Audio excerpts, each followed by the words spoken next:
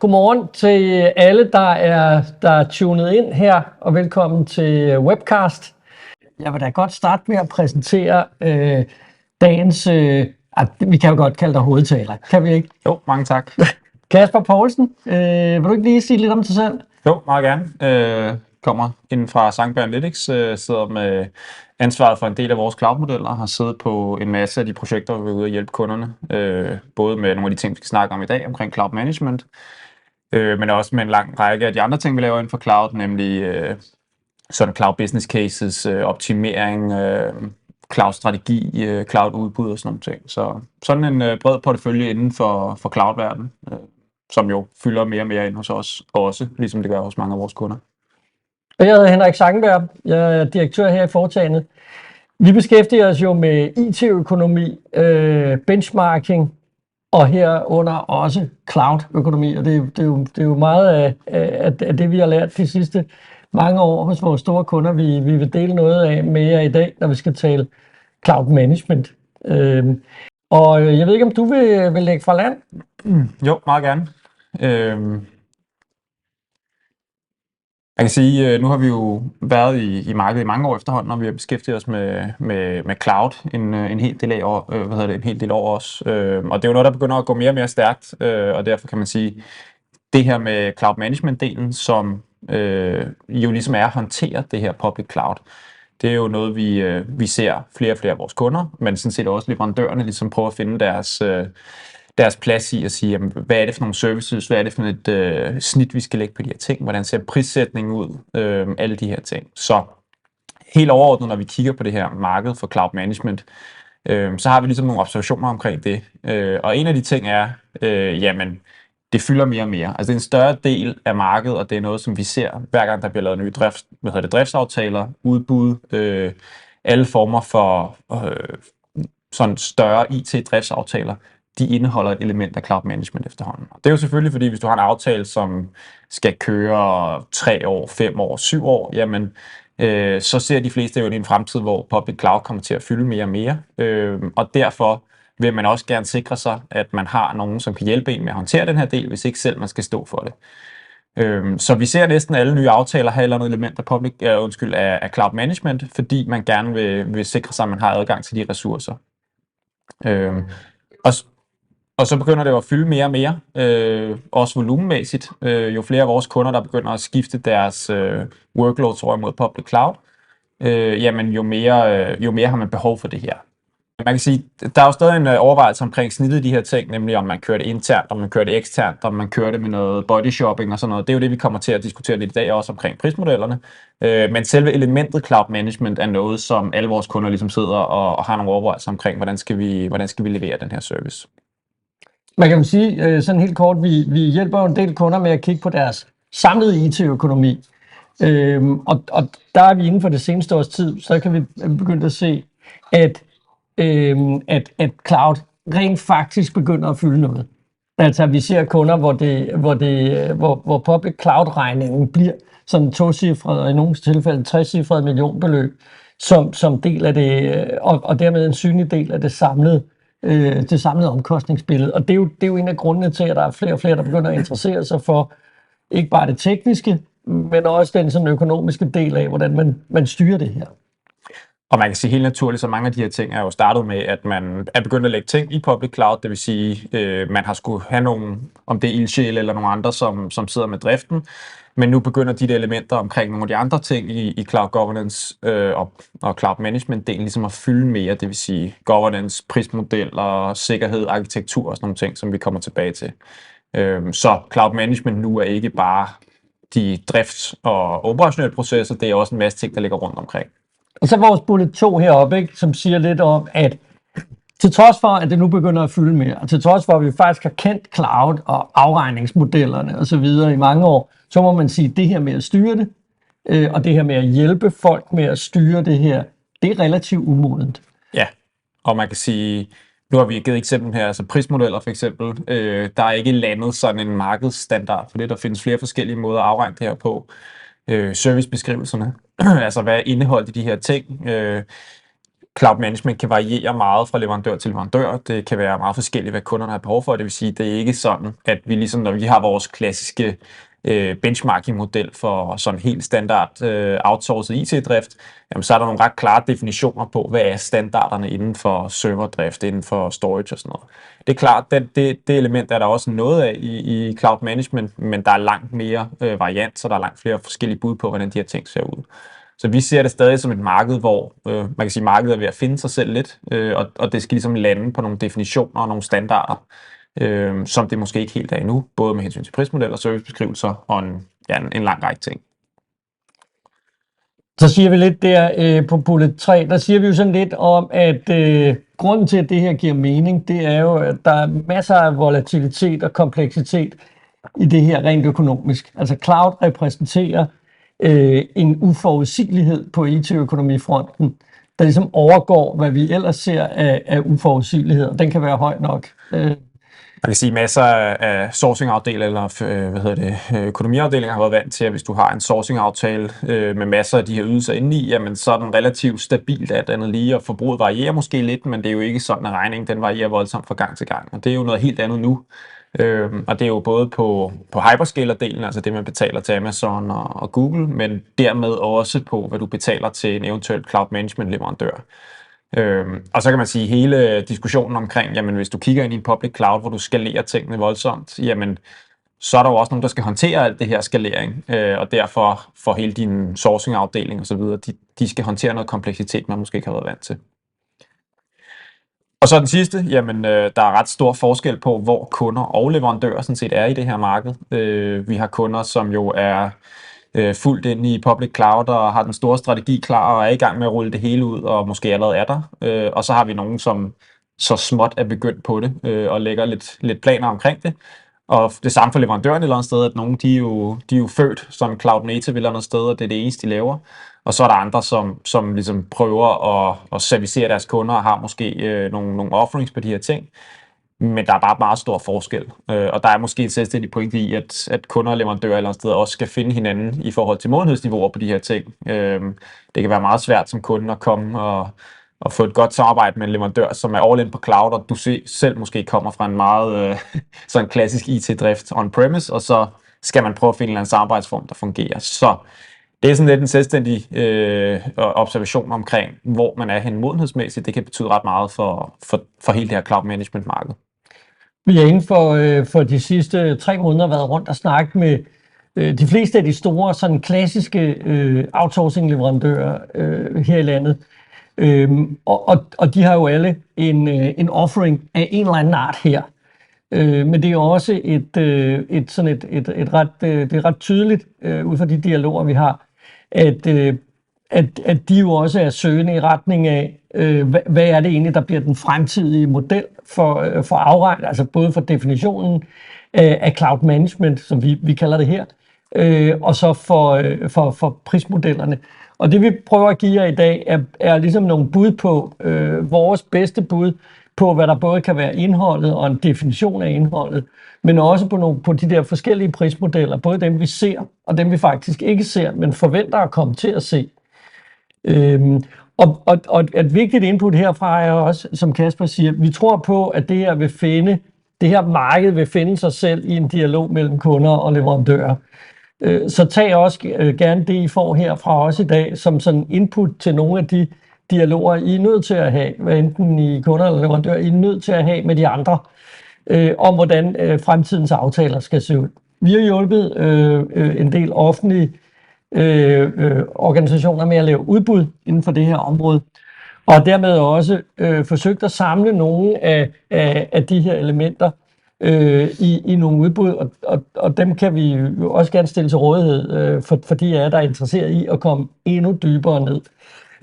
Så uanset hvad, hvis det her er noget, der interesserer jer, så kan vi sagtens tage jer meget længere ned, end vi kan nå på de her 1,5 time, end vi kommer igennem i dag. En vigtig pointe, synes jeg. Men lad os fortsætte overflyvningen her. Altså hvis vi lige skal starte sådan helt fra toppen af med definitionen på det, som vi kalder cloud management. Man kan sige, vi deler det ligesom ind i 4 kasser, man kan også dele det ind i 5 og 6 og sådan noget, man kan bryde de her længere ned. Men sådan helt overordnet, så synes vi, der er ligesom 4 kasser her, som i hvert fald giver mening. Hvis vi starter op i venstre hjørne, så kan man sige, jamen der er noget governance i det her. Altså noget omkring, hvem må bruge ydelserne, hvad er det for nogle ydelser, vi tager i brug, hvad er det for en sådan compliance-ting, vi har rundt omkring. Så der er en masse governance, som jo bliver væsentligt forskellig fra den governance, man måske har sat op omkring sit enten eksisterende on-premise-miljø, eller hvad man har haft i en sourcing-aftale. Og hvis man arbejder med cloud i sådan et agilt udviklingsmiljø, så er der en masse sådan helt selvstændige governance-elementer, der handler om, hvordan gør, altså som Kasper siger, ikke? Hvordan gør vi det her? Hvem må hvad, og hvornår? Og governance i sådan et agilt setup vil jo typisk give sådan en relativt stor frihed til, at man nede i det enkelte sprint kan provisionere kapacitet, men hvad er så ligesom hvad er så reglerne for den sådan løbende overvågning og diskussion af, om det fortsat skal være den her provisionering, der er af kapacitet. Så governance er et relativt omfattende område for en række organisationer. Så er der noget omkring arkitekturen. Typisk har man et behov for at have nogen, som er, cloud-arkitekter, er specialiseret inden for cloud, fordi den arkitektur, man bygger op, det virtuelle datacenter, man bygger op i clouden, er jo anderledes end det, man måske har haft fra sit on-premise-miljø. Og det betyder også, at du skal også have nogen, der har ligesom et samlet enterprise-overblik over, hvordan integrerer vi de her ting sammen, så tingene fungerer sammen. Fordi det der med, at man får udviklet nogle cloud-løsninger i nogle sprint eller et eller andet sted i organisationen, så bygger du nogle løsninger, som så skal integrere til noget andet. Så kan det være ret svært at få de ting til at fungere efterfølgende, hvis ikke der er nogen, der ligesom har haft en samlet plan fra starten af, eller i hvert fald har nogle holdninger til, hvordan vi bygger de her ting. Og det bliver jo altid sådan en eller anden balance, både for governance og arkitektur mellem, jamen, vi vil selvfølgelig gerne give udviklerne frihed til at udvikle de bedste løsninger, men de bedste løsninger er måske også kendetegnet ved, at de faktisk kan integrere til noget af det, vi har i forvejen, og det kører på nogle af de erfaringer, vi har gjort os. Og det kan godt være, at det for nogen siger, jamen, vi er all in på Azure, fordi det er sådan hele vores stack er bygget op, og så nytter det ikke noget, at nogle af vores udviklere rigtig gerne vil udvikle noget i AWS eller i Google for eksempel, hvis ikke det passer ind til det overordnet. Det er jo hele tiden den balance, som vi kan mærke, at vores kunder står med, når de har de her overvejelser. Fordi der er sådan et eller andet omkring, jamen, best of suite, best of breed diskussion på, hvordan skal vi gøre de her ting. Så arkitekturelementet, det er enormt vigtigt, og vi kan jo mærke det ude hos vores kunder. Det er også et sted, hvor ressourcerne er relativt knappe. Så det her med at gå ud og finde dygtige cloud-arkitekter, som måske kan favne mere end bare en enkelt leverandør, det er en udfordring, som en del af vores kunder står med. Så er der sådan den operationelle side af det. Der er jo stadig et driftselement, når man går i public cloud. Nogle har måske fornemmelsen af, at når man så har købt server eller kapacitet hos Azure eller AWS, jamen så drifter det sig selv. Det gør det i et vist omfang, men der er stadig en masse operationelle opgaver, som stadig skal varetages. Og det betyder, at man skal have nogle driftsressourcer, som sidder og gør de her ting. Alt fra patching og overvågning til almindelig incidenthåndtering og sådan nogle ting. Jamen, der vil typisk stadig være et behov for nogle operationelle ressourcer. Og så er der FinOps-delen. Det har vi jo selvstændigt webinar om senere i dag, så vi kommer ikke til at dykke sådan helt ned i dybden med det, men det er jo noget, der står os meget kært herinde, nemlig styren, sådan den økonomiske optimering af tingene løbende. Og man må bare sige sådan helt overordnet, hvis ikke man gør det her, så bliver cloudrejsen en helt del dyrere, end man kunne have gjort den. Det er sådan et helt centralt element, så snart man begynder at have et signifikant forbrug i cloud, så er man nødt til at køre den her disciplin omkring FinOps, fordi det er den eneste måde, man sikrer sig omkostninger, de bliver holdt sådan relativt nede.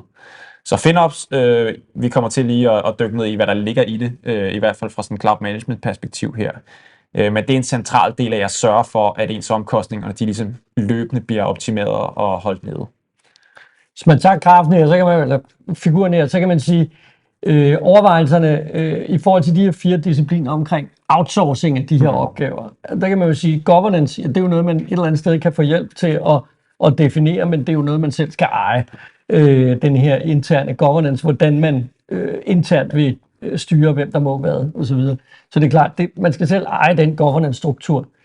Arkitektur, ja, det er vel et område, hvor vi ser, at de fleste organisationer er nødt til at hente ekstern hjælp til at få defineret en række af de her elementer, men også at hvis man kigger på det sådan på lidt længere sigt, så vil der være en lang række, der vil være nødt til at etablere kompetencer selv, også på det område.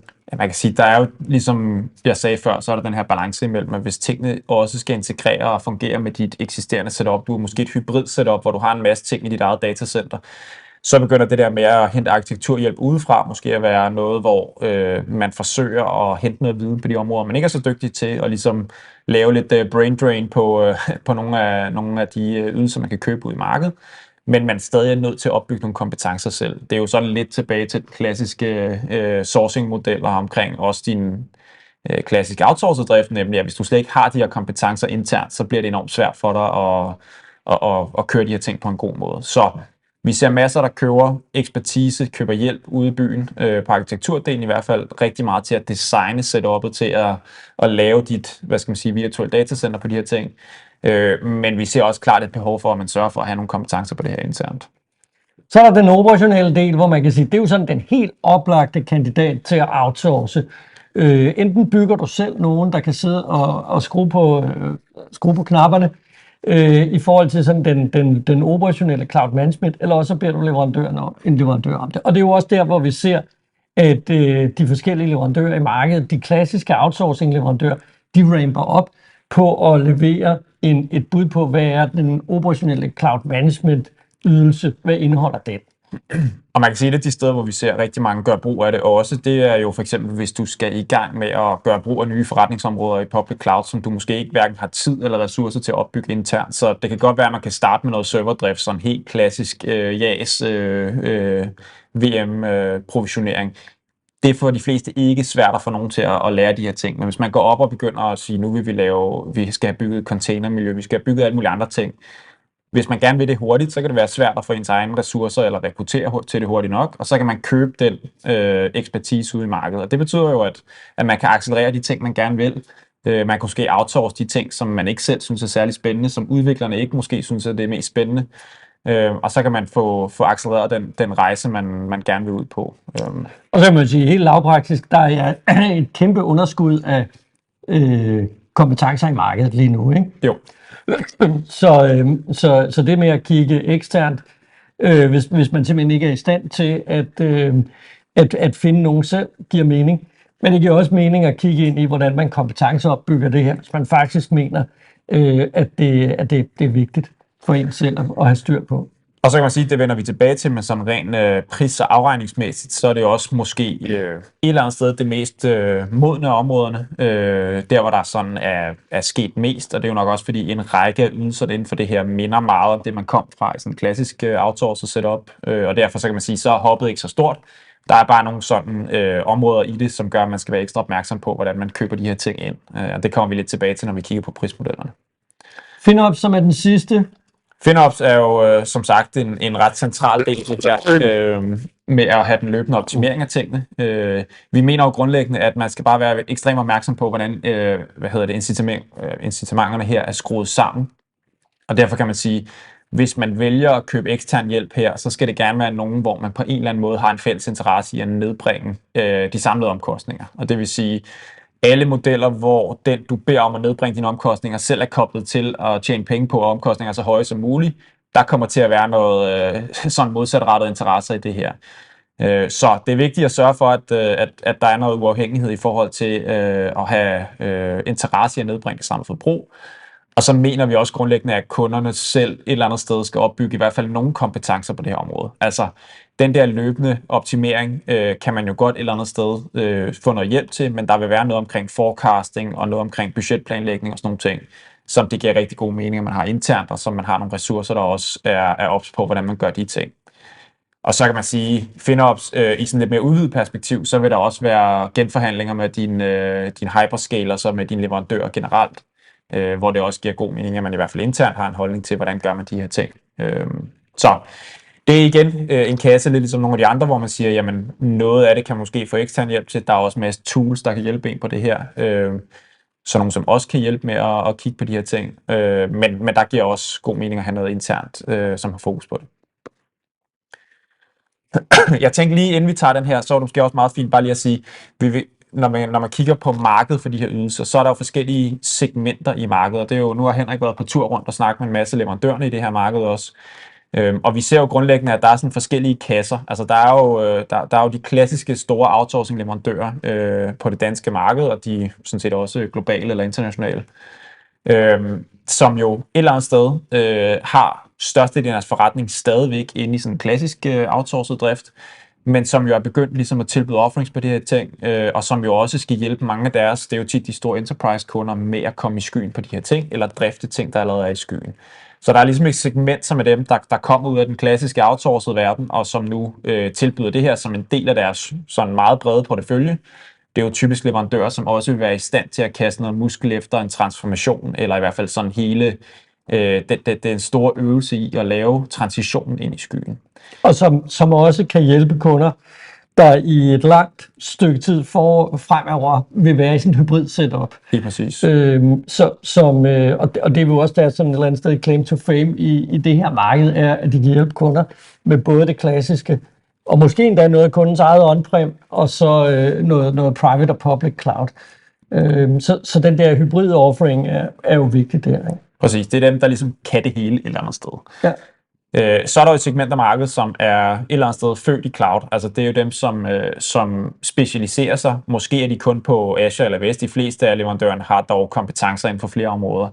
Og det er jo Nordcloud, Cloudyon, alle de her typer af leverandører, som i princippet kun leverer inden for cloud-ydelserne. Og det betyder jo, at man har at gøre med en leverandør, som et eller andet sted har specialiseret sig inden for cloud. Så det er måske ikke de leverandører, som skal hjælpe dig med det store setup, fordi sådan hybridmæssigt har de ikke nødvendigvis kompetencerne til det. Men omvendt så er de måske ligesom eksperter inden for feltet, og det vil sige, at de er specialiseret i at hjælpe dig med opbygning af cloud-kompetencerne. Så det er en anden del af markedet og en anden del af segment, som jo vi ser rigtig mange af kunderne også komme og henvende sig ud til, fordi jamen her, hvis man starter sådan med lidt mindre eller med udvalgte dele, så giver det god mening at finde nogle eksperter på det område, som man måske også kan lære noget af internt, og ligesom trække noget af den viden ind i huset igen. Og det ved jeg også en række af leverandørerne. Så i det segment, det er jo en del af deres offering at sige, jamen vi kommer ud og hjælper, at vi uddanner også jer løbende, sådan så I på sigt også får opbygget nogle kompetencer på det her. Og så er der sådan mere, specialister inden for sådan cost management platform eller andre ting, som ligesom er udvalgt områder af de 4 områder, vi kiggede på før, hvor man kan sige, jamen du kan godt finde nogen, som er specialister inden for måske udelukkende det operationelle eller udelukkende inden for FinOps, og det vil sige, så kan man ligesom dykke ned i de forskellige områder. Så markedet er ligesom segmenteret i forskellige områder. Nogen, der ligesom kan det hele, kan hjælpe dig med de store transformationer, hjælpe dig med hybrid-setup'et, og nogen, som ligesom er specialister inden for selve cloud management-delen, og ligesom har det som deres claim to fame, og det er det, de specialiserer sig inden for. Ja, nu har vi jo ligesom været en lille smule igennem, hvad der ligger i de her forskellige ting, men det her er bare et overblik over, hvad det er for nogle arbejdsopgaver, vi typisk ser i de her 4 kasser, som vi nu fik tegnet op på den tidligere slide. Så jeg tror ikke, vi skal dykke så meget ned i det. Det er mere sådan information omkring, det er jo så nogle af de arbejdsopgaver, vi ser, og et eller andet sted, så mener vi jo, at når vi snakker cloud management, så vil der være nogen, som, eller de måske starter med en operationel del, men skal man op og have sådan en rigtig cloud management, jamen så kræver det egentlig de her 4 elementer. Nu er der en ting, som vi ikke har nævnt specifikt her, men sådan noget som sikkerhed for eksempel, fordi den jo spreder sig en lille smule ud over alle de her områder. Der vil være noget operationel sikkerhed, som man skal håndtere. Der er også noget compliance, som måske ligger med i governance-kassen, og så er der noget arkitekturmæssigt omkring, jamen, hvordan bygger vi hele vores sikkerhedssetup. Så sikkerhed, det er jo for nogen i hvert fald et selvstændigt område, men i princippet spreder det sig lidt ud over mange af de her kasser, som vi har stillet op her. Som vi i øvrigt også, skylder jeg jo lige at sige, har en selvstændig quarterly-artikel om, for de af jer, der er abonneret på Quarterly Analytics. Der har vi jo en hel artikelserie om cloud, og blandt andet en artikel om specifikt om de kompetencer, vi lige så før. Ja, nu kommer der en slide, som ingen kan læse. Ingen kan læse den, og det er jo altid dejligt. Det er vilje. Fuldstændig. Fordi det er IP. Det er en beskyttet IP, vi viser nu. Så vi viser bare, at vi har det, og I skal betale en masse penge for at komme tættere på. Nej, altså vi kan godt zoome lidt ind, faktisk. Har jeg lige lavet sådan en version af sliden, hvor man er kommet lidt ind. Men det vi ser her, det er jo det her med at sige, når vi taler operationelt, cloud management, så taler vi om en masse ting, der skal gøres, en masse aktiviteter. Og de er jo ikke, mange af de her ting går jo fuldstændig igen fra sådan en klassisk outsourced IT-drift. Der er mange af de her kasser, hvor man siger, jamen OS-drift og sådan nogle ting. Det er ikke fordi, det er hverken nyskabende eller noget som helst. Så det er mange af de samme discipliner, men det er dog lidt anderledes i cloud. Der vil være nogle andre opgaver, nogle andre aktiviteter, som skal udføres, og man kan sige, som en del af at både dokumentere og kunne holde op på, hvad det er for ydelse, vi køber, jamen så bør man et eller andet sted have dokumenteret, hvad er det så for nogle opgaver, som skal udføres. Og det er jo sådan en klassisk rakimatrice, hvor man siger, når det handler om at installere og konfigurere OS'et og sådan nogle ting, jamen så er det leverandørens ansvar, og når det handler om at udstikke nogle guidelines for, hvordan tingene skal gøres osv., jamen det er måske kundens ansvar. Så det her er sådan en helt klassisk opdeling, hvor vi siger, det her hænger jo fuldstændig sammen med, hvad er det, jeg betaler for min ydelse. Så når jeg har listet de her aktiviteter, så forventer jeg, at de bliver udført af leverandøren, og så har det en eller anden pris knyttet til sig. Så de to ting er jo fuldstændig, som vi kender det. Og vores erfaring er jo bare at sige, jo bedre man får detaljeret de her ting, jo mere enige man er om de her ting, jo bedre et samarbejde har man typisk også, og jo nemmere er det også som kunde ligesom aftale den her ydelse, fordi så er der enighed om, hvad der bliver leveret. Og hvis man skal genudbyde, eller man skal gøre nogle andre ting, så er det rigtig fint, at man har de her ting ligesom gjort tydeligt. Og det er jo et sted, hvor vi ser, at markedet er blevet meget mere modent i forhold til, at leverandørerne også er blevet bedre til at dokumentere, hvad er det for nogle ydelser, vi faktisk sælger her, i stedet for det mere sådan, vi gør det så godt vi kan, så er der ved at være nogle fine standarder for, hvad det er for nogle opgaver, der ligger i det her. Ja, og man kan jo sige, at vi forsøger jo at være kustoderne i det her space, der prøver at samle efter bedste evne, og ligesom at samle, hvad vi mener, vi er definitionen på den her ydelse lige nu. Og det er jo et fantastisk billede, vi broadcaster lige nu med dig og mig nede midt i regnearket, fordi det man kan sige, det forsøger vi, og vi stiller det meget, meget gerne til rådighed for alle, der gerne vil se, hvor mener vi det er lige nu. Fordi det er jo det, vi bruger, når vi benchmarker. Det er bare for at sige, vi forsøger jo så også løbende at tracke, hvad er prisen for sådan en ydelse, der indeholder i princippet alt det, I ser i vores definition. Så tag fat i os, hvis I står over for at skulle indgå en aftale, eller står over for at skulle lave et udbud på det her område, for så har vi et meget godt bud, synes vi selv, på hvad der er standarddefinition. Og vi kunne jo holde 5 webcasts, hvor vi så gik alle de her igennem og foldede ud, hvad manage server and storage capacity i virkeligheden indeholder. Det er en virkelig lang dag, men altså. Spændende dag, ja, tror jeg meget faktisk. Spændende. Men det er bare for at sige, det er der, vi nørder rundt, og det er også derfor, det er vigtigt at forstå, der kan I komme længere ned, hvis det er det, I vil, sammen med os.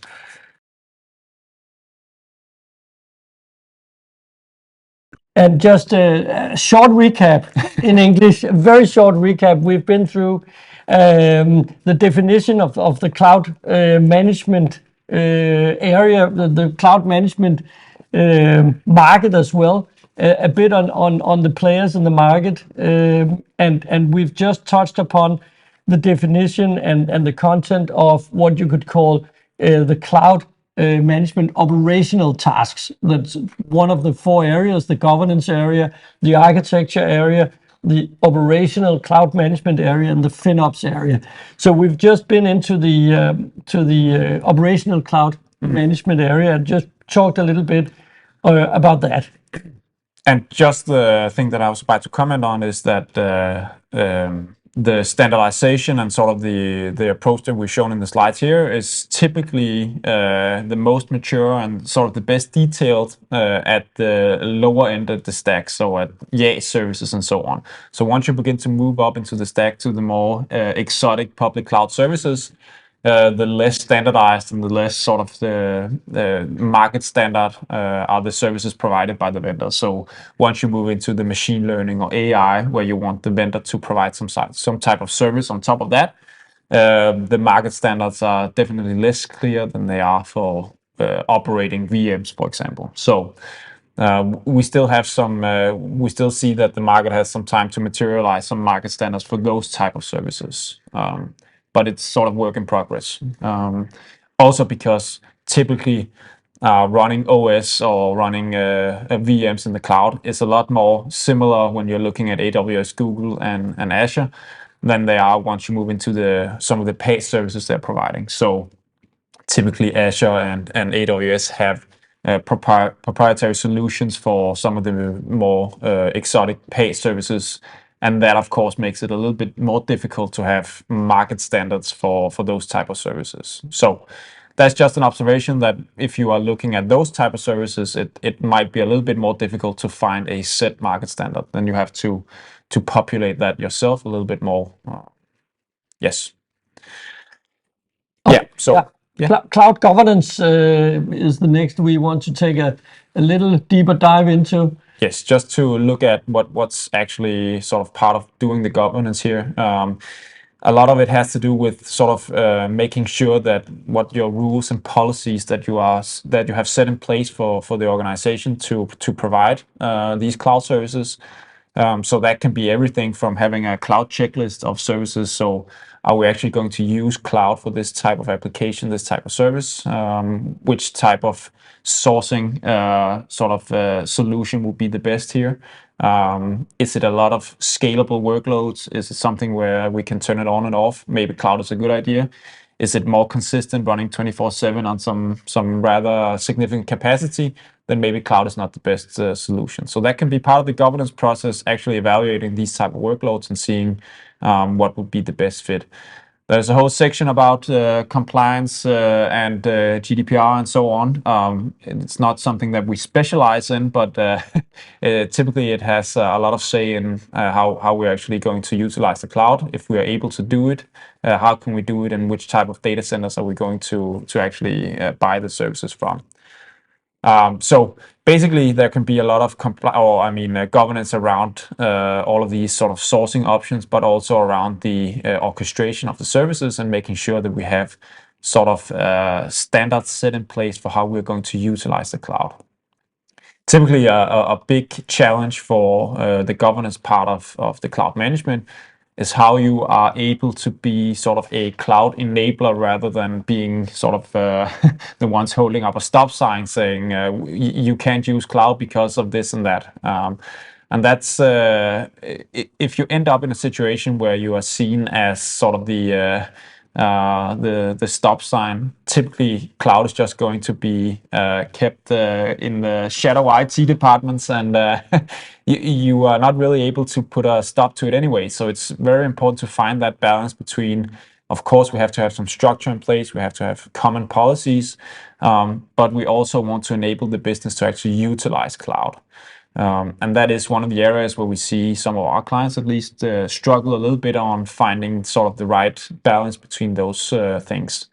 So making sure that you are sort of working as a cloud enabler and making sure that we have as good as possible these guardrails, these policies that enable us to utilize the cloud effectively is a very important part of the governance.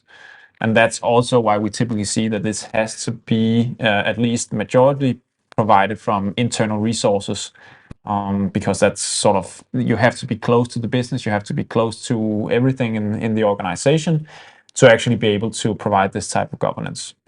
And of course, it's always the balance between, setting the horses free, yes, and letting people use all the cloud they want to use, and thereby enabling innovation and what have you, and then having that kind of control that allows you to ensure security and control the finances and so on. So it's that balance, and typically you'll find that you need internal resources, perhaps in a cloud excellence team or similar construct where you collect these kind of tasks. And again, this is something you need to allocate FTEs for. So just saying that if you move into using cloud in a major way, you need also to allocate FTEs for the governance. Yes. And I think just looking at the sort of where most organizations start, typically governance is something you're lagging behind. It's not common that we see anyone having set up the full governance setup and then we begin to utilize the cloud. Typically, you're already sort of invested significantly in the cloud, and then you find out, oh, we need to have some governance in place to actually control this monster that we're building. So we see typically a lot of the clients that we're working with, they are sort of struggling to find how do we actually implement and make sure that we actually have some governance in place, because we're already spending millions and millions in the cloud, but we don't actually have anything set in place with regards to governance. And then the FinOps, our favorite discipline. Yes, our separate webinar just dedicated to FinOps. So we are quite big fans of the FinOps part, and just very high level. Typically, we are focused on 4 main areas. You could include more areas to this as well, but a lot of the FinOps disciplines are centered around, for example, cloud waste management, making sure that you are not paying for resources that you're not using. It's very basic, but it's a sort of discipline that is typically, well, a lot of clients are not actually investing too much in this. But once you move into the cloud, everything is paid for by the minute, by the hour. So the cloud provider is not going to be decommissioning resources for you, or not going to be sort of managing your workloads. So you have to be on top of that. And we see a lot of instances where old applications, their test servers, that type of stuff is still running, where you're not shutting it down. A classic one is having a VM running in the cloud. Then you close down the VM, but you forget to decommission the storage that was attached to it. And then that storage just going on forever, and you're still paying for it. So a significant part of actually managing this is making sure that you are cleaning up and making sure that you're not paying for resources that you're not utilizing. Then there is the dynamic optimization part of it, which of course is some of the stuff that is typically spoken about with regards to the cloud, and that is that you have to make sure that sizing is always correct, that you're not paying for resources that you could scale down, that you are shutting down servers when they're not in use, and so on. So the dynamic optimization part is a big part of running the FinOps, that you are constantly on top of trying to optimize some of the more dynamic stuff. So there is a separate discussion that we'll go into in the webcast later today around when can this actually be beneficial, because there is a sort of trade-off between investing resources into doing this type of dynamic optimization, but also just having use reserved instance and so forth. And that's basically the third one here. Making sure that you design for cost reduction right out of the gate. So a classic sort of approach to provisioning resources in on-premise IT capacity would be, let's make sure that we have enough resources that we don't run into issues with capacity, or we get errors or incidents due to the fact that we don't have enough capacity. Poor performance. Yeah, poor performance. That type of approach can be very costly if you're looking into a cloud world, because sort of one of the selling points of the cloud world is that you're able to scale up and down relatively quickly. So making sure that you sort of provision just enough resources to run the workloads, and then if you encounter performance problems, then you can scale it up. And also the other way, if it's running fine and you're not utilizing enough, then you can scale it down. But making sure that you approach it as sort of just enough resources, and not let's make sure that we absolutely have enough resources and maybe we double what we actually need, because you'll just double the price as well. So making sure that you design it optimally from the get-go, and not being afraid of maybe having a little bit too sort of little resources, then you can actually scale it up. And then of course using reserved instance when it's sort of the best solution, making sure you're looking at regions, making sure that you're looking at versions, server types, all this type of stuff. And sort of the more advanced version of that is looking at, should it be a YA, should it be a pay, should it be a SaaS option? If you're looking at workloads, would it be optimal to run it in a containerized environment? Would it be better running it on VMs? Perhaps there is a SaaS solution available that's even better for us, because we can sort of remove all of the operational aspect of it. So all of these evaluations go into the FinOps task that should be performed. And in the optimal world, when your developers are designing or looking at how should we build this application or workload or whatever it might be, having someone with the insights into how the cloud costs look, being part of that process is sort of the optimal way to go about it, because what we typically see is developers are not very focused on cost optimization. So they will typically just build the best possible solution to whatever problem they're facing, without any sort of regards to what do the components that we are sort of buying in the cloud actually cost. And then trying to sort of rein that in afterwards can be very difficult. So having someone with FinOps competencies being part of that process when you're looking at the design phase and looking at what elements should we use, have we designed something like this similarly in the past? Do we have resources that we can use from other aspects of our cloud usage? All of that would be very optimal to have that in an earlier part of the process, so you don't have to sort of clean up afterwards. And when we talk about agile development, as I did before, this becomes even more important, because what you typically find is that people in the teams are very focused on providing functionality.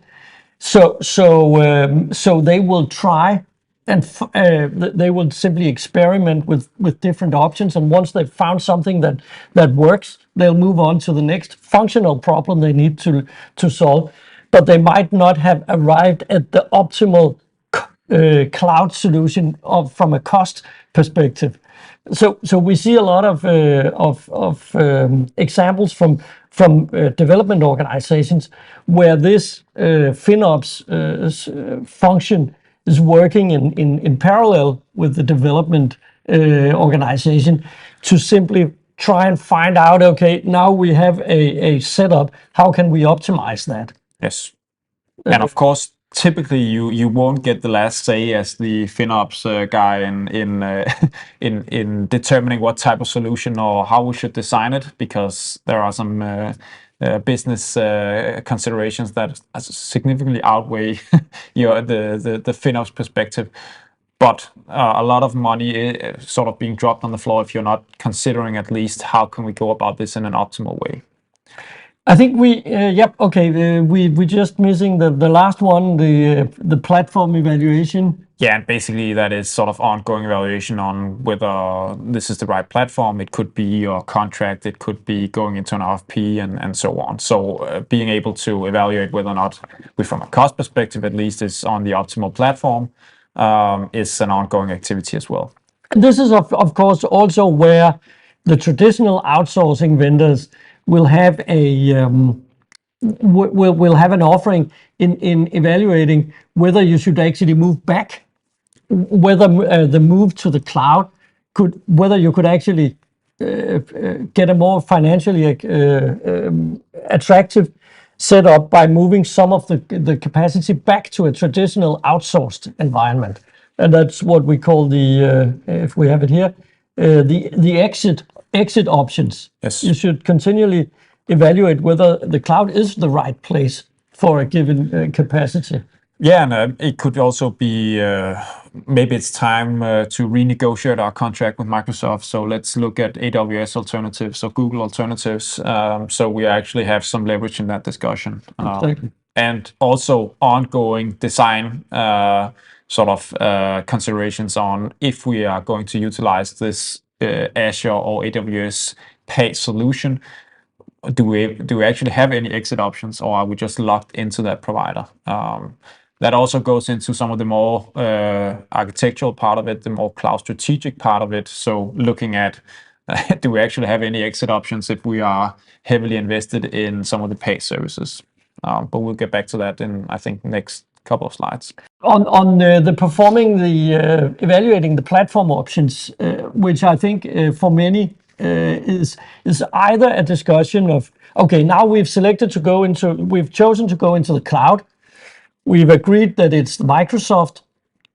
So why should we evaluate anything else? Because it's going to be extremely costly for us to move things around.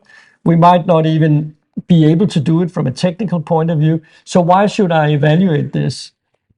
Yeah, and basically, it should be sort of a constant consideration just to keep both to keep your options open, but also to basically look at if I have any alternatives to some of the workloads coming, because we see, I mean, it can't be a strategy to just say we go all in on Microsoft or we go all in on AWS.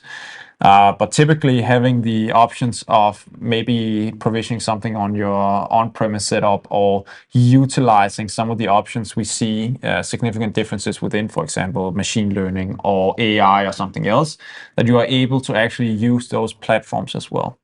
So I don't think there is a one correct strategy to doing this. You have to do that according to your needs and according to the organization, but at least you need to sit down and take a conscious decisions around how do we do this, how do we approach this, and making sure that we have evaluated these options. And Nikki, who brought up the option, he also says that by platform option, we also see the options within the platform. Yes. I mean yeah, and I guess we will get back to that when in this afternoon also. But the fact that you have so many versions, so many options within, say, Azure, makes just choosing the right options within that platform, of course, extremely complex. And that goes back to the governance part, for example, that are we going to have an approach where we whitelist sort of some of the options that we have available? So taking the most basic example, we're looking at VM types. Do we just open the entire service catalog and say, well, the business or whoever are provisioning these VMs,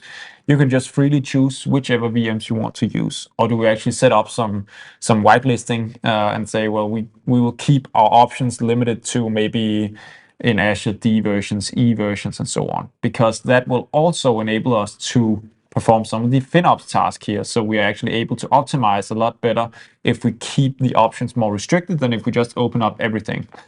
And it's a lot easier maybe to manage that and to make sure that we have optimized the FinOps part of it if we are actually limiting the options that you can actually buy from the service provider.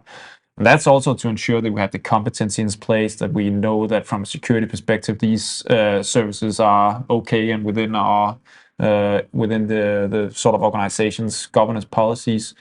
So that can be part of it, and others have a much more, as you say, let the horses run free approach and just open up the entire service catalog and don't really set up these type of policies. Which we believe is a pretty, it's a good idea. Risky approach. It's a good idea if you have an endless amount of money available.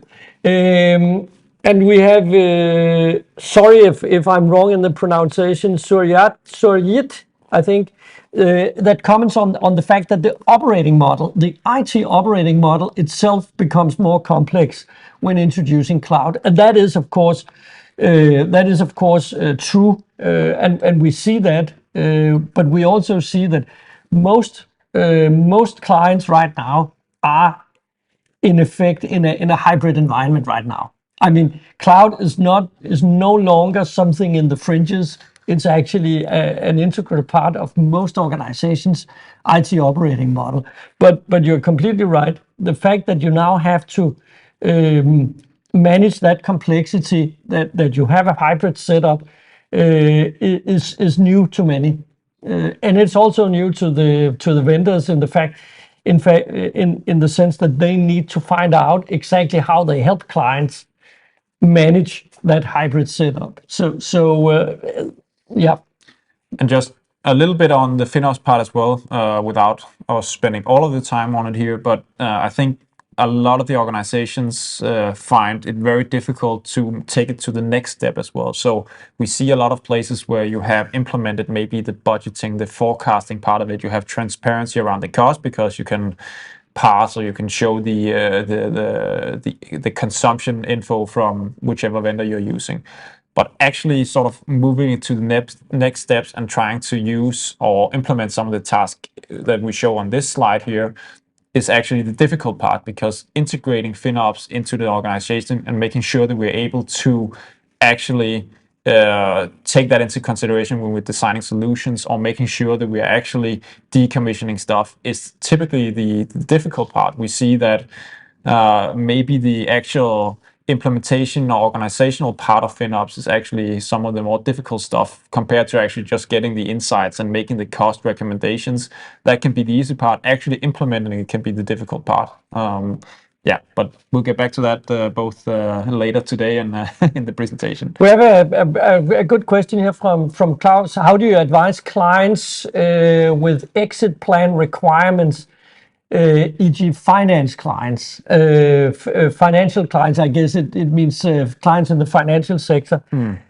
I guess they're very different advices to different clients depending on their situation. If you are in a situation where you are actually able to move your workload pretty seamlessly between different platforms and different vendors, obviously you should try and protect that situation and utilize that in the negotiation with your vendors. So the exit options could either be, like in that case, a real option, or it could be a hypothetical option in which you say, well, we might be able to move this from Azure to AWS. It's probably going to be costly. It will take half a year or whatever. But now, anyway, we will calculate the cost in Azure and the cost in AWS, and we will utilize that in our discussion with Microsoft. We will utilize the fact that we know our exit option. It might not be attractive short term, but if the difference in price is too big, it will be attractive over a certain period of time. And then I think if we're looking from sort of a risk perspective or looking at we need to have exit strategy in place because otherwise we can get into regulatory problems. We see some of our clients, and we also advise that they will try to build as much of it as possible on, for example, containerized solutions with open source software on top of that. Try to be very sort of careful about choosing the proprietary products because those are the ones that are very difficult to get out of if you're looking at the hyperscalers. So anytime you implement some of their PaaS stuff where you are looking into AWS, Azure, Google specific solutions, that's sort of the nightmare exit scenario because it will be very difficult to get out of those. So it's like an SAP exit scenario. Yes. And in some situation you can do that with open eyes. Say, okay, the only way I can build this fantastic piece of software to solve an important business problem is to utilize this, I don't know, IoT piece of PaaS software from AWS.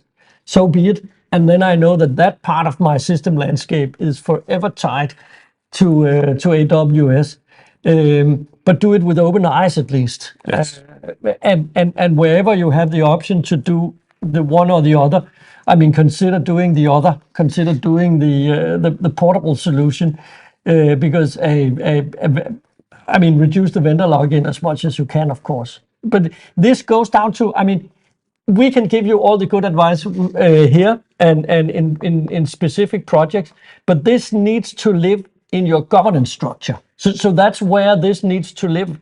The rules and regulations in your organization that governs, okay, where do we put what kind of capacity and system, where do we utilize what, and whether you prioritize the true mobility across platforms very high. That if you do that, it will give you one set of governance rules.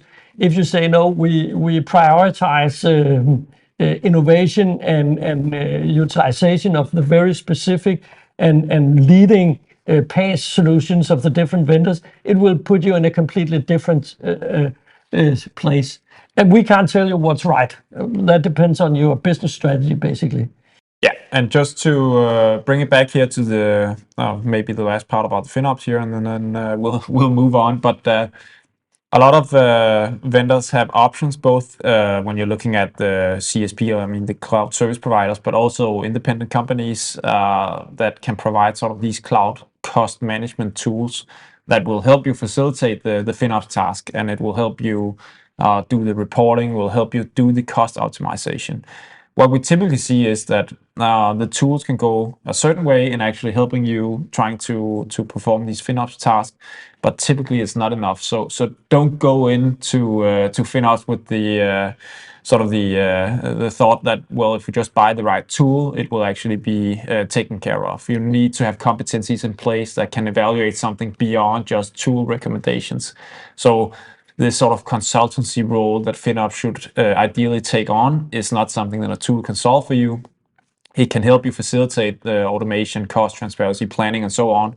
But I think I saw a study where typically I think the average for companies is around 3.5 tools that they're running for FinOps. So basically, one tool is not going to do it. You have the hyperscalers, sort of the tool that they're already providing, cost management tools from AWS and Asia, and then you typically build something on top. Maybe you have your own Power BI on top of that, and so forth. So the tools can be a good way to access and structure and plan out how you will perform the task. But you need to have competencies in place that can actually implement this in the organization. And stay tuned for this afternoon. Yes. on what those people should do. And just to say, a ideal FinOps setup, you will typically have sort of dedicated FinOps resources that integrate with the architectural competencies and also the engineers that should be able to effectuate the recommendations and making sure that we design for the cost reduction and so on. So that's, I think, why a lot of organizations struggle with the FinOps role as well, is that it's very difficult to find these type of resources that both are able to engage with the finance, with the engineers, with the architects, and making sure that there is sort of this cross-sectional competencies with regards to financial optimization of the workloads.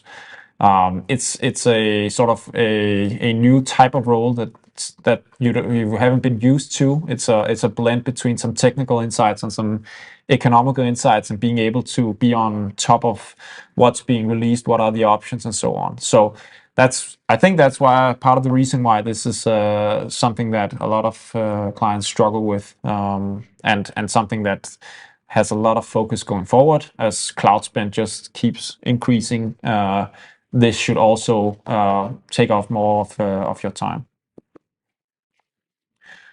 And the architect, of course, we just have a couple of the options here listed that the architect should be able to handle. So, I mean, having the strategic sort of overview on we're using one or multiple cloud platforms, multi-tenancy, consumption billing, what we're doing here, scalability, geography, and so on. So a lot of these, all of these areas actually tie into the overall cloud strategy that ideally should be in place and should be enforced, and making sure that when we are utilizing or taking new services in, we are actually following the cloud strategy and making sure that we are sort of have a well-defined roadmap of how we're doing this. And again, we see a lot of clients that are starting out with moving workloads or building new solutions, but don't actually have the overall cloud strategy. So that's something that comes at a later time.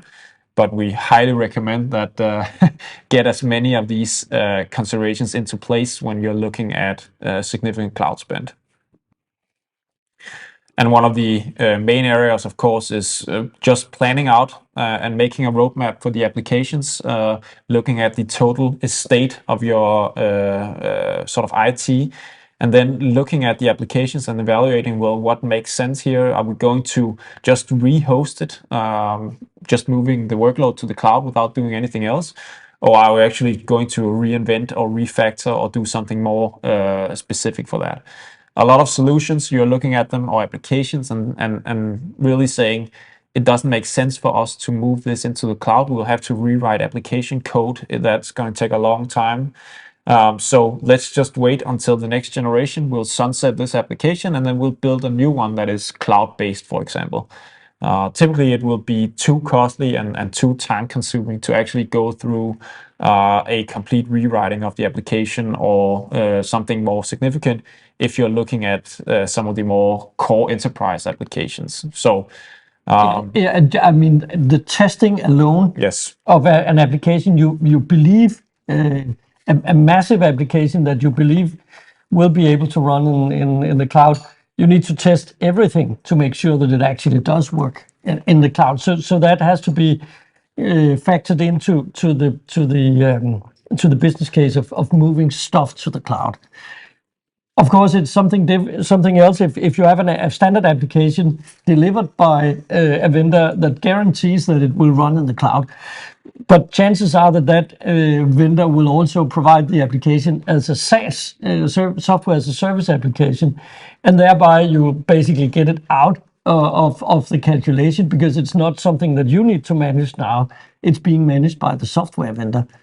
So we've seen a lot of clients that, based on the first evaluation, end up in a 4 to 5 year plan for the full migration into the cloud. It is not a trivial task to do this. We are not technicians here. We are not architects. Well, some of us are, but we do not sell architectural advice in this company. But we've seen clients that struggle with this if they have a big portfolio of application, some of which might be legacy applications, old application, poorly documented, written for a specific operating system and what have you. So pay attention to this as an area of concern. And also be very realistic about most organizations will end up in a hybrid setup for the next 10 years at least. So a lot of the applications, the correct answer might just be, let's keep it on premise. It's running fine. It's very optimized from a cost perspective. We can't do it any cheaper in the cloud. We don't see any sort of significant business sort of gains from moving it into the cloud. We don't see anything specific in that area. So let's keep it on premise. It's not like it's not going to work. And so that can be a fine solution as well. And maybe a significant part of the IT estate is going to be kept on premise because that's simply the best solution for it. Exactly. Like many of you that still have a mainframe running. Yes. Well, let's not get down that rabbit hole, but it's basically the same that if you have enough software estate on a platform that actually works, the business case of moving it out might not be that attractive. So, yeah. Exactly. Yeah, I think we have a completely separate segment on sort of the capacity plan that goes into this, because the interesting part, of course, is the more you move out of your existing data center, the more expensive it gets to actually keep it running. So the marginal cost increases when you start to move stuff out of the data center. We have an article, yes. article on that, on the capacity forecast and the and also on the planning of the long-term planning of moving capacity from on-prem to cloud. So consult your either your quarterly subscription, or if you are not a quarterly subscriber, give us a call and we'll point you in the right direction. Yeah. And also going back to sort of, are we able to buy this in the market? Are we able to source this? Those type of decisions is not something that you can outsource. So you need to have control of that. And that's why the architectural part of the cloud management, the expertise that you're buying will typically be in setting up and making sure that the virtual data center is set up correctly. And we have some competencies regarding Azure, AWS that you don't have currently. But those type of decisions with the more strategic perspective on how we're going to source this going forward with a 5-year, 10-year plan, that is very difficult to buy that from an outsourcing vendor. So make sure you're able to do that. We're running a little late here. We have 20 minutes left, and we need to go through the different price models. Models. So I think we will just say very quickly. Of course, you should try and score your cloud candidates based on whether it actually supports your cloud strategy and how difficult or easy it is to transition. And the good idea is, of course, starting with what's easy and give you a high support of your cloud strategy, also called the low-hanging fruits. So you need to define what are the evaluation points on each of these. So this is an example. But then moving on to the price models, we believe, of course, this is extremely interesting. Because this is also basically determining how the market is going to look in the future. Right now, we see some of these models play out, while others are still very, what you could call, embryonic in the market. This is also covered in full in this quarter's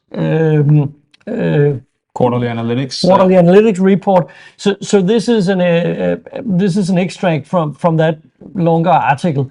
But basically, we're looking into four. Right now, we're looking into four different archetypical ways of pricing the cloud management offerings, and then a combination. Yeah, and for each one of these areas, there are of course a lot of sub models that are being used, but these are sort of the high level ones that we're going to sort of go through now and just comment on those and sort of our perspective on it. Let's go on. Uplift. So let's start with the easiest one. Well, it's one of the easiest one. I mean, fixed price might be even easier, but the uplift is very easy. So the uplift is basically a pricing model where you look at, well, you agree with your vendor that if we spend a 1 million in Azure or AWS, you get a percentage of that spend. So the percentage, of course, can vary. We have seen a lot of different sort of pricing levels for that.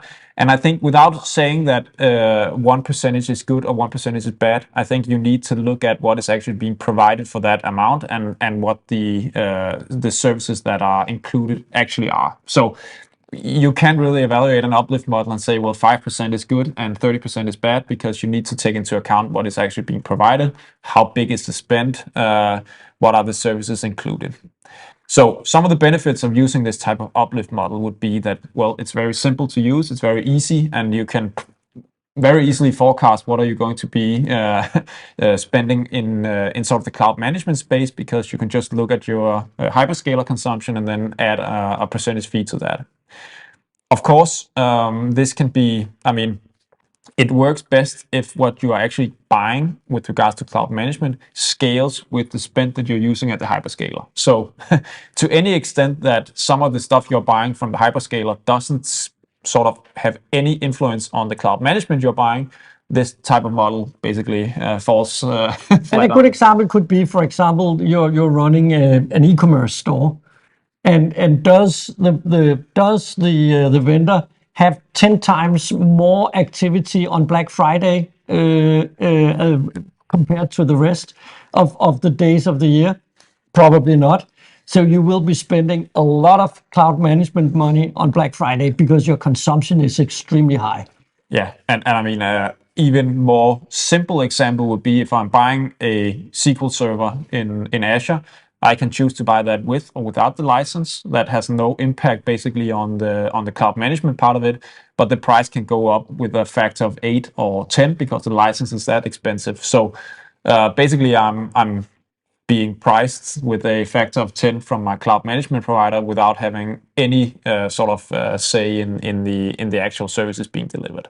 So in any of those cases, it doesn't really make a lot of sense. But if you do have a relatively steady consumption, if you have something that is where you know that the cloud management services being provided actually the current pricing is sort of in line with what we're paying, that could make sense. So I mean, it's a starting point for most, or something where they're looking at sort of getting the cloud management very basic services. But once you scale up a lot, it quickly becomes a very expensive model to run. And of course, this does not incentivize your cloud management provider to help you decrease your spend. No, I think it has quite the opposite effect. So that's really, I think one of the biggest disadvantages here is that it actually incentivizes, in some way, the cloud management provider to help you spend more in the cloud rather than less in the cloud. That means it doesn't incentivize the vendor to actually provide cost optimization.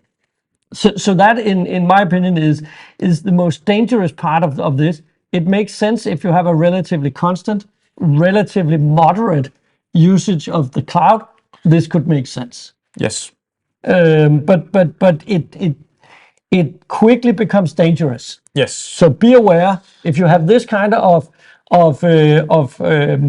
price model. Be aware that if you see your consumptions going up, if you see big variations in your consumption, it's probably not a good idea. And I mean, even from the vendor perspective, there's a lot of risk associated with this type of model, because any type of consumption decrease that the client can actually do, if you made all of your calculation based on, well, the client has a steady consumption of 1 million Danish kroner per month, and we have 10 FTEs allocated to this, and that's why we've priced it the way we have. If you then have a customer that is very good at doing the cloud optimization themselves internally, you could be facing a 50% decrease in the revenue, and then you are basically you're pricing yourself out of the services you're providing. But as we saw in the chat before, what people are struggling with, it's probably a chance taking for most of the vendors, as clients are struggling with the optimization part. And we see that as well. So right now, I think that's a reasonable risk for a vendor to take, which is why I think many of them actually like this model. Yes, I think that's probably right, but still, from the other side as well, it can be a risky approach. And we don't believe it's the approach of the future. Then there's the time and material way of doing things. Yes, I mean, time and material is actually, well, you can say, going back to some of the pricing models that we've seen in IT sourcing from years gone by. Just buying time and material, buying the resources, and there are sort of different approaches to why this can be a good idea. One can be that we actually have some named resources. We know the vendor has some skilled personnel that we want to acquire or we want to utilize. So actually, we don't want to be buying services in sort of a broad context. We want to buy specific persons or people that we know have the competencies we need. So if that's sort of your approach, then time and material can be a good way of actually getting those resources and not paying for anything else. Of course, it has a lot of flexibility that you can ramp up, you can ramp down. Of course, with the current job market and so on, it's also risky in the way that maybe those resources are not available. Maybe they are not able to ramp up with the speed that you require. So, I mean, with the flexibility, there is a little bit of risk as well. But as you say here, it requires strict vendor management. Yes. Now you're basically buying a service, but you're also buying people. And the reason why that is because typically you won't have too much of the service descriptions. You don't have too much specification on what are they actually doing, these people. You are buying the people, and then you need to put them to work. So you have to have your own well-defined task and stuff that they need to be taken care of. Typically, if you're buying a service instead, you have a well-defined set of tasks that the vendor says, well, this is what we're going to be providing you. And you know what you're actually buying. But I'm aware we haven't seen this, but I guess there's nothing preventing a vendor from saying this is the service description and we'll log all the time we use on you for doing that. So this is the service description and we bill you based on time and material. I mean, it could be done. Yeah, of course. But basically, in most situations, we see this like staff augmentation more than providing a well-defined service. And if you get the right people, if you get the top stars providing these services to you, it probably will work. Yes. What you should be aware of is that typically from a vendor perspective, the top people or the best and the brightest are typically not the ones that you will be necessarily selling on staff augmentation in this type of way. Typically, they are running the big transformation projects. They are on the large-scale enterprise transformations. So it can be difficult to get the top-notch resources, I think, in this type of way. But we've seen a lot of our clients use this as a gateway to actually develop internal competencies as well. You get access to some guys or girls that actually know something about this.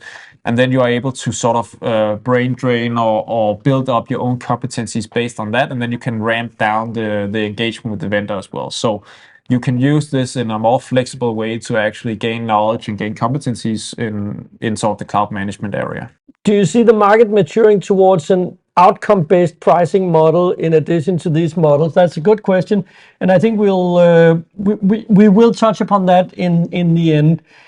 I think the short answer to this is not yet, but we believe it will come. But please, we'll get back to it once we've gone through the different options here. So, time is running. Unit pricing. Unit pricing, of course, is basically the same as the market for sort of classic IT outsourcing, where we have a price for server management, for storage management, network management, so on, firewall, etc.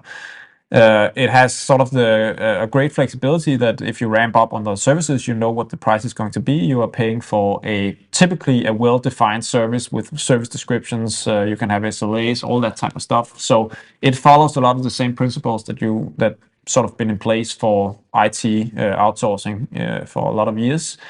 And it follows the sort of the scaling of the consumption typically quite well, because the time and the cost associated with from the vendor perspective is priced into the unit pricing. We can always have a discussion around if you increase 100 VMs to 200 VMs, does the time go up with a factor of 2? Maybe not, but still you have some sort of flexibility built into it. And then you can say, well, unit pricing is best suited for the type of services where you have these type of well-defined services. So for storage, for server, for network. So basically all the YAS services.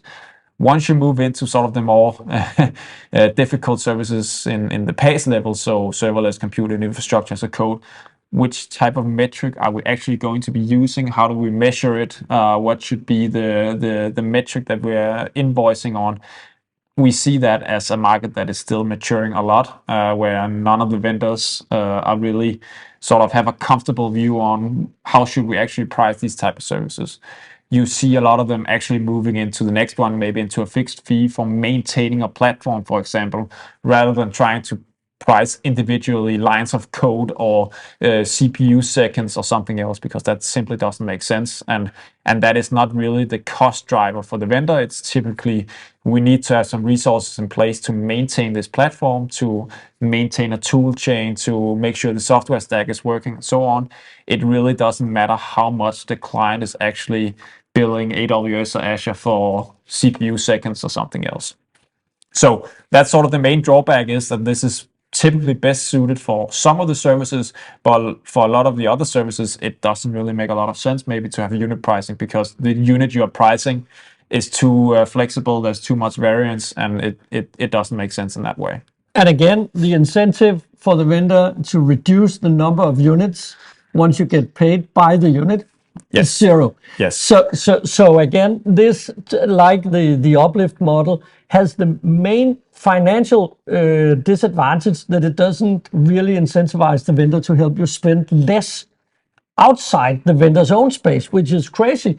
We have what I think the example is later in the presentation here. One of our favorite examples is paying an uplift on the VMs for optimization services. So you're basically paying additional 10% for maybe saving the same 10%, but you need to at least save a lot per VM to actually make that worth your while. So unit pricing is, again, if you are on the beginning of the journey, if you're not that concerned about the optimization, but more about running stuff and making it work, well, and having a relatively well-known and easy way of paying for your services, especially the basic YAS services, this can work. But long term, we don't believe this is we don't believe this is a very viable way of pricing these kind of services.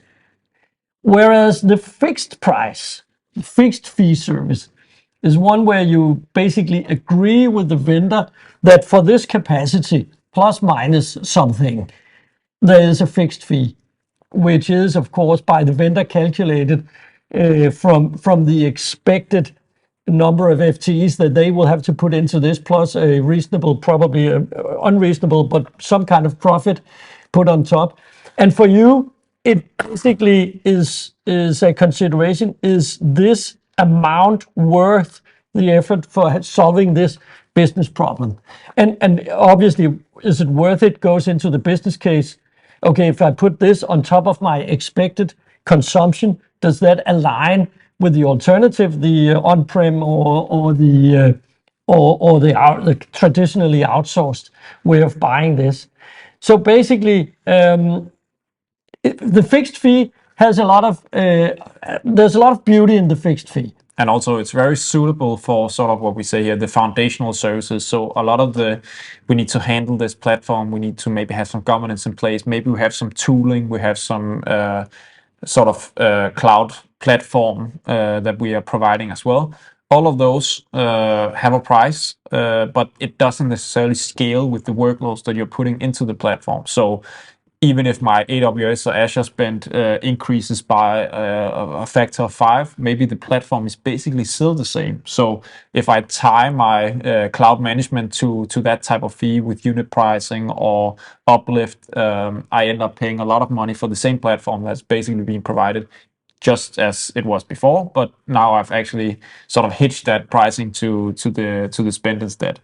So that's why the fixed fee can have a lot of beauty in sort of fixing the cost for those type of platform management type of tasks. Another thing that's nice here is if you can describe the expected capacity that you want to have managed, then you can actually put this out to a tender. You can actually send out that specification to 3 or 4 vendors and ask them what would be the fixed fee. So you can basically test this in the market. You could also ask us what we believe would be a fair price for that service, given that, because we do benchmark these kind of things. So it's benchmarkable. Once you have a fixed set of capacity and the price associated with that. And now back to the question from Suryat. Around the outcome-based model, you can combine this with a gain share model if you want to. So you can basically say, if you, dear vendor, can demonstrate that you actually helped us save money by optimizing our spend, however that is done, but typically that would be done by demonstrating that we actually performed some tasks that reduced the need for capacity, we will be willing to share a part of that saving with you. So you could build in a bonus model in this kind of pricing that would allow you to actually incentivize the vendor to help you save money on where the big money is being spent, because the big money is not being spent with this vendor doing the cloud management. The big money is being spent with a hyperscaler. So there should be a joint interest in incentivizing the vendor in actually helping you save money on the hyperscaler. I hope this is clear to everybody. So this is why the element of the fixed fee, that the big thing is, of course, that the fixed fee need to be within some kind of capacity bracket. And once you move outside the capacity bracket, if you double or triple your consumption, obviously the fixed fee needs to change. Yeah, I mean, an important part of having sort of the fixed fee is you need to have the flexibility to change the scope of the contract, because typically you will, well, now we need to have something within containerization. So we need you to build and maintain a container platform. Okay, that's a new task. We need to have some sort of adjustment of the fixed fee. Otherwise, that doesn't make sense. So basically having the ability to change the scope of the contract would be a very important part of it, because what we've seen in the past and what you would always fear is that we've agreed on something with a fixed fee many years ago, and now the scope is completely changed, so the fixed fee doesn't make sense anymore. So you need to reevaluate and revisit that quite often to make sure that it still makes sense. I think you've been commenting on the PaaS and the SaaS. Yeah, I won't spend too much time. Just to say that all of these elements, it's important to make sure that you can sort of look into what's actually being provided. And to say that if you have a cloud management provider that is sort of taking the hyperscaler services and packaging those to some other type of services, where they're saying, we'll sell you this IoT platform with all of the services included, including the hyperscaler services, then you need to be very sort of cautious about what elements are actually included in this and how does the pricing work. But yeah. Thank you for listening, and we hope you had some value from this.